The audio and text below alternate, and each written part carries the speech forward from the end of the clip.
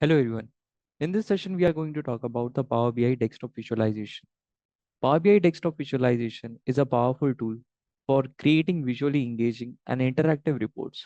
The visualizing capabilities of Power BI desktop enables the users to transform the raw data into meaningful insights through a variety of chart types and graphical representations.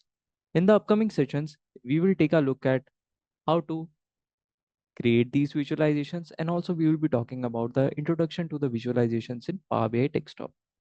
If we talk about the visualizations in Power BI desktop, so visualizations in Power BI are graphical representation of your data. They will allow you to see and understand the trends, outliers, and patterns within your data. The Power BI desktop offers a wide range of visualization types, each serving different purpose and helping to communicate data insights effectively. Then we will be looking at the different types of visualization. The first one we are going to look at are the bar and column charts. In that, we will talk about the stacked bar chart. So stacked bar chart displays the total of each category divided into the subcategories. Then we will talk about the clustered bar chart. Clustered bar chart would be used to compare the values across categories by displaying them in separate bars. Then we will talk about the 100% stacked bar chart. It would show the relative percentage of each subcategory within a total. Then we will move forward to the line and area charts. In that, we will talk about the line chart, which is used to show the trends over time by connecting the data points within a line. Then we have the area chart. This is similar to a line chart, but the area under the line is filled in. Then we will be moving forward with the pie and donut chart. Pie chart represents the data as slices of pie showing proportion of a whole.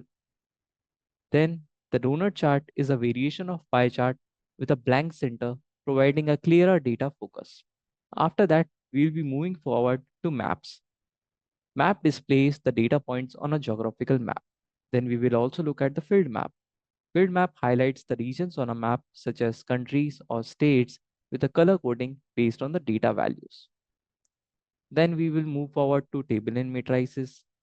So table displays the data in a tabular format with rows and columns.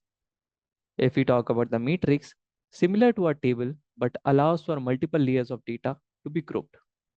Then we will move forward with the gauges and cards. Gauges visualize a single value within a range, often used to display the KPIs. Then we will talk about the cards, which is used to show a single numeric or metric. Then we will look forward for specialized visuals. In that, the first one we will see is the waterfall chart, which would show how an initial value is affected by subsequent positive and negative values. Then we will talk about the funnel chart, which would be used to visualize a process with stages and shows the proportion of data at each stage. Then we will see the scatter plot, which would be used to plot the individual data points along with two axes to show relationship between them. Then we will talk about the tree map, which would be used to display the hierarchical data as nested rectangles.